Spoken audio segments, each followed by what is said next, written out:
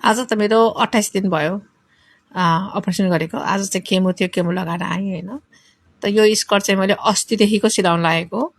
यो डिआइवाईको चाहिँ नि कपडा थियो अनि साह्रै मन पर्यो र यसको चाहिँ अब एउटा जिप्सी स्कर्ट बनाउँछु भनेर सोचेर मैले यो 2 दिन 3 दिन अगाडिदेखि सुरु गरेको। अलिअलि गरेर यस आज चाहिँ मैले भ्याएँ।